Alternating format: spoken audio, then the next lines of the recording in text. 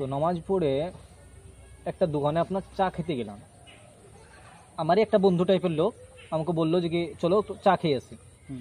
তো ওনার সাথে আপনার আমি গেলাম চা খেতে, চার দোকান। চা খেতে গিয়ে একজন মুরব্বির সঙ্গে আমার দেখা, 5 ওয়াক্ত হয়তো নামাজ পড়ে মুসল্লি মসজিদে। তো ওনার সাথে আমার দেখা। তো উনি আমাকে জিজ্ঞাসা করলো, বাবু তোমার বাড়ি কোথায়? আমি বললাম আমার বাড়ি এরকম জায়গায়, আমি এখানে থাকি। দিয়ে বললো কোনো মসজিদ মাদ্রাসায় থাকো কি? আমি বললাম জি না, আমি মসজিদ এবং মাদ্রাসায় কিছুতেই থাকি না, তবে এখন বাড়িতে আছি, তবে আগে যদি পাই তবে যাব, চলছে সিদ্ধান্ত। তো কিছুক্ষণ পরে আমাকে আপনার জিজ্ঞাসা করলো যে তুমি কোন জামাতের? তা আমি সুন্নি জামাতের, আমি সুন্নি আকিদার মানুষ, যেটা আমি সেটা ওনাকে বললাম। উনি হঠাৎ করে আপনার আমাকে বলে উঠলো যে কি তোমরা তো কিয়াম করো? আমি বললাম জি, কিয়াম দরুদ সবই করি, কিয়াম করি, দরুদ করি, মুসাফা করি, সালাম করি, কবর জিয়ারত করি, অনেক কিছু করি। বলছে তোমরা এগুলা কোন হাদিসে পেয়েছো? ওনাকে আমি জিজ্ঞাসা করলাম, আচ্ছা আমি কোন হাদিসে পাইনি, তো আপনি নিশ্চয় পেয়েছেন যে এগুলা করা যায় না, বেদাত শিরিক, আপনি নিশ্চয় কোনো হাদিসে পেয়েছেন। ওনাকে এরকম কিছু কিছু জিনিস বললাম, আমিও বললাম যে এরকম এরকম জায়গায় আছে, আমরা পেয়েছি বলে করি, আর এগুলা করা তো খারাপ জিনিস না, গুনহার জিনিস না, যে এগুলা করলে গুনাহ হবে। এরকম অনেক কথাবার্তা বলতে বলতে আপনার একটু তর্কাতর্কি বেশ কয়েক মিনিট হয়ে গেল ওনার সাথে। তো ওনাকে বললাম আপনাকে আমি বুঝিয়ে পারবো না, আর বোঝানোর মতন আমাকে আল্লাহ এখনো অতটা জ্ঞান দেয়নি আমার মধ্যে, যেদিন আপনাকে দিবে সেদিনকে আপনাকে বুঝিয়ে দিব, এই বলে আপনার চলে আসলাম। তো আপনার ধ্যান মোতাবিক আপনার কি বলে ওদেরকে কি করে বোঝানো যায়, কিংবা কি করে বুঝালে ওনারা বুঝতে পারবে, এটা আমাকে বললে একটু ভালো হতো। দেখুন, মূলত বিষয় যেটা আপনি হয়তো তর্কাতর্কি করেছেন, জি খুব ভালো, তবে একটা জিনিস আপনাকে বলি, যেটা আমাদের পরপুরুষের কথা, যে বুঝাও যে না বুঝে তাকে বুঝায় কে, আর না বুঝা যে হু হু করে তাকে ভূতে ধরেছে। বিষয় হলো যে মানুষ বুঝবে না, তাদেরকে আপনি যতই বুঝান তারা কিন্তু বুঝবে না। কারণ এই বিষয়ে আজকে নাই, 1400 বছর ধরেই, 1500 বছর ধরেই তর্কাতর্কি তাদের সঙ্গে চলছে। ওই তুই যা বলবি বল, আমি কান ধরেছি ঢোল, ওরা বুঝবে না। তো কিন্তু তবে একটা জিনিস আমি আপনাকে বলি উপমা, যেমন কোরআন শরীফে আছে যে ইন্নাল্লাহা ওয়া মালাইকাতাহু ইউসাল্লুনা আলান নবী ইয়া আইয়ুহাল্লাযিনা আমানু সাল্লু আলাইহি ওয়া সাল্লিমু তাসলিমা।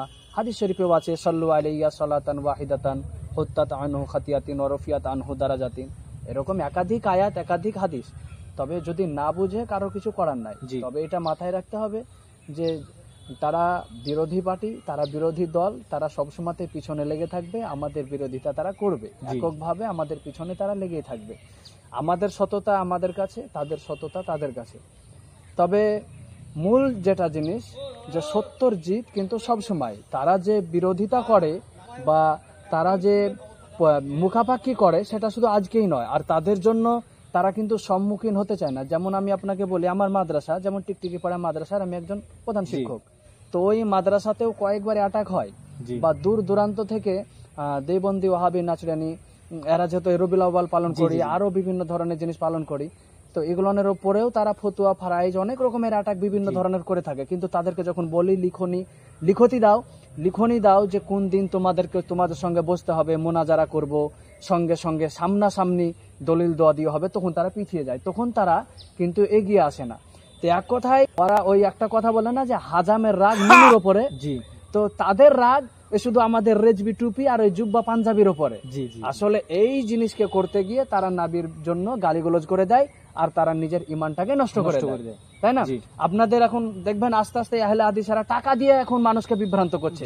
এখন নিজের চরিত্র ব্যবহার দেখি আর পারলো না, তখন কি করবে? টাকা দিয়েই মানুষকে বিভ্রান্ত করে, পানি দিয়ে, ট্যাঙ্কি দিয়ে, বাড়িতে মোটর লাগিয়ে তাদেরকে বিভ্রান্ত করছে। কিন্তু কোন সুন্নির জন্য এইরকম ভাবে টাকা দিয়ে বিভ্রান্ত করার প্রয়োজন পড়ে না, তাদের মুখ দিয়ে বেরিয়ে যাওয়া বক্তব্যটাই যথেষ্ট।